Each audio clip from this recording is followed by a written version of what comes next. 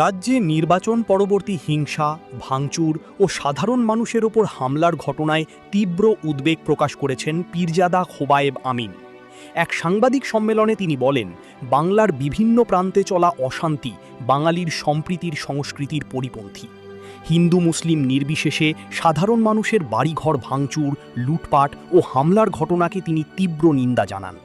প্রশাসনের ভূমিকা নিয়েও প্রশ্ন তুলে তিনি বলেন, পুলিশ ও কেন্দ্রীয় বাহিনী মোতায়েন থাকা সত্ত্বেও সাধারণ মানুষ আক্রান্ত হচ্ছেন, এমনকি থানার ওসিও গুলিবিদ্ধ হচ্ছেন। তার অভিযোগ, রাজনৈতিক স্বার্থে ধর্মীয় উস্কানি দিয়ে সমাজে বিভেদ তৈরির চেষ্টা চলছে।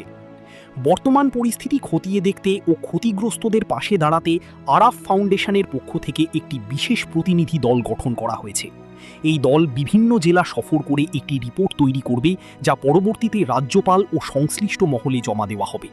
পরিশেষে তিনি সকলকে শান্তি ও সম্প্রীতি বজায় রাখার আহ্বান জানান।